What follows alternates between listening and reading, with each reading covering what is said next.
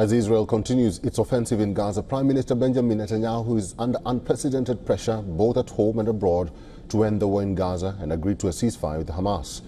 In the capital Tel Aviv, thousands of Israelis and families of hostages held in Gaza rallied in the streets calling on Netanyahu to reach an agreement with Hamas. Protesters chanted, waved flags and carried placards with pictures of hostages held in Gaza.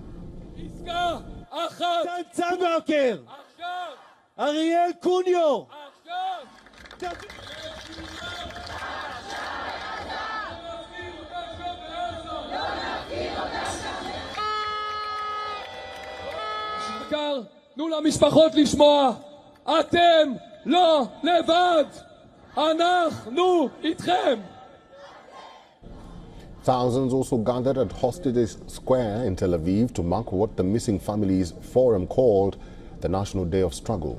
In Washington, the Trump administration seems to have finally made some moves to resolve the deadlock in Gaza.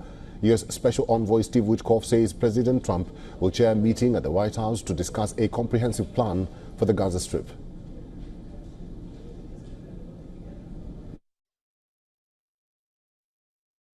Plan for a day after in Gaza? Yes, we've got a large meeting in the White House tomorrow, chaired by the president, and it's a very comprehensive plan we're putting together on the next day that I think many people are going to be, they're going to see how robust it is and how well-meaning it is.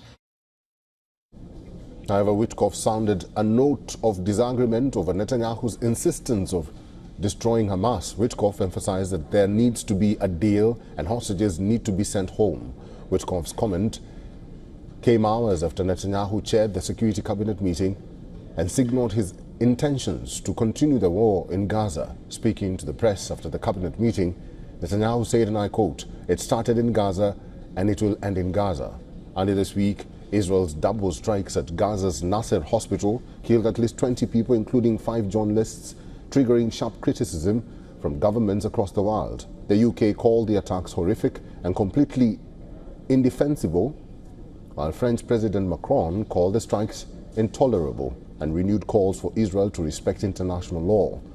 Italian Prime Minister Giorgia Meloni condemned the Israeli attacks and urged Israel to end its military occupation of Gaza.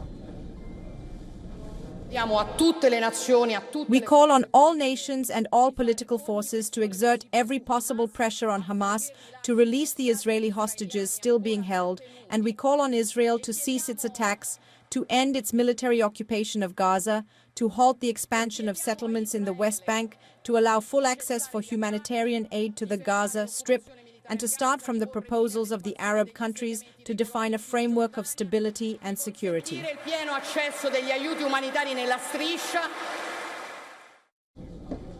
Later, Netanyahu issued a statement expressing deep regret and described the attack as a tragic mishap. However, Israeli offensive has continued in the enclave with at least 75 deaths over the last 24 hours, according to the Gazan health authorities.